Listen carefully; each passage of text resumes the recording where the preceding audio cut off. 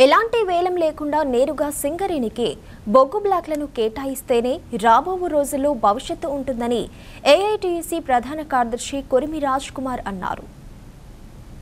కేంద్ర ప్రభుత్వం సింగరేణిలోని బొగ్గు బ్లాక్లను వేలం వేయడాన్ని తీవ్రంగా ఖండిస్తూ భూపాలపల్లి ఏరియాలోని జీఎం కార్యాలయం ముందు గత 5 రోజులుగా ఏఐటీయూసీ ఆధ్వర్యంలో రిలే నిరాహార దీక్షలు చేపట్టారు. కాగా ఈ రోజు దీక్షలలో భూపాలపల్లి ఏరియా ఆసుపత్రి నాయకులు, ఏఐటీయూసీ కార్యకర్తలు పాల్గొన్నారు. సింగరేణి బొగ్గు బ్లాక్ను సింగరేణికి కేటాయించాలని నినాదాలు చేశారు. కాగా ఈ రిలే నిరాహార దీక్షను యూనియన్ ప్రధాన కార్యదర్శి కొరిమి రాజ్ కుమార్ ప్రారంభించారు. ఈ సందర్భంగా నాయకులు మాట్లాడారు. సింగరేణి కార్మికులు సింగరేణి వ్యాప్తంగా సుమారు 5 రోజుల నుంచి నిరాహార దీక్షలు చేస్తూ ఉన్నారు. కార్మిక వర్గం నిన్న అన్ని జనరల్ కార్యాలయం ముందు దాదాపు అన్ని కార్మిక సంఘాలు నిన్న ధర్నా చేసిండ్రు.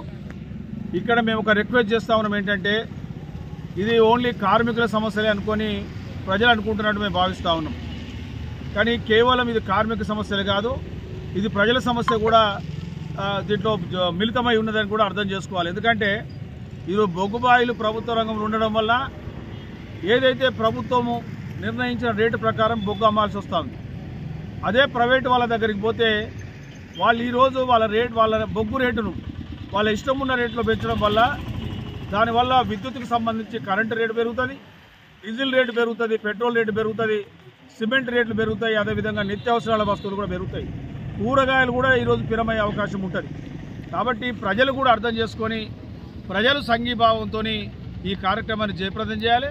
లేకపోతే ఈరోజు సింగరేణి కార్మికులతో పాటు ప్రజలు కూడా ఈ సమస్యను అనుభవించాల్సి వస్తుంది. దీని ఫలితాలు ఇప్పటికైనా మేనేజ్మెంట్ కూడా గుర్తుపెట్టుకోవాలి. ఈరోజు వేలం వేస్తారా లేదా అనేది స్పష్టంగా లేదు. మాకు తెలిసిన అంశం ఏంటంటే సింగరేణిలో వేలం వేయకుండా ఏదైతే కేంద్ర ప్రభుత్వం స్వతహాగా మాకు కేటాయించడానికి ఒక ప్రయత్నాలు జరుగుతూ ఉన్నది.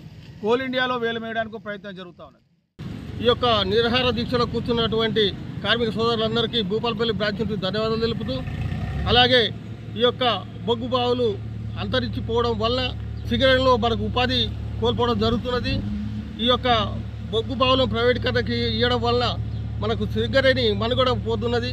కాబట్టి ఈ యొక్క సింగరేణికే ఈ యొక్క బొగ్గు బావులు ఇవ్వాలని, అలాగే తెలంగాణలో కొత్త బొగ్గు బావులు రావాలని, ఆ యొక్క బొగ్గు బావులు వస్తే కానీ సింగరేణికి మనుగడ ఉంటుంది. అలాగే మన కార్మికులకు కూడా భవిష్యత్తు ఉంటుంది, అలాగే కార్మికుల పిల్లలకు కూడా భవిష్యత్తు ఉంటుందని మీరంతా కార్మికులంతా గమనించాలని కోరుతూ, అలాగే భవిష్యత్తులో ఇచ్చే పోరాటాలకు మీరంతా సిద్ధంగా ఉండి అవసరమైతే సమ్మె కూడా చేయడానికి సిద్ధంగా ఉండాలని కార్మికులకు విజ్ఞప్తి చేస్తున్నాం. గత 5 రోజుల నుంచి వెళ్ళి సింగరేణిలో ప్రైవేటీకరణకు వ్యతిరేకంగా కేంద్ర ప్రభుత్వ యొక్క విధానాలకు నిరసనగా భూపాలపల్లి కాకుండా సింగరేణి వ్యాప్తంగా నిరసన కార్యక్రమాలు జరుగుతుంది.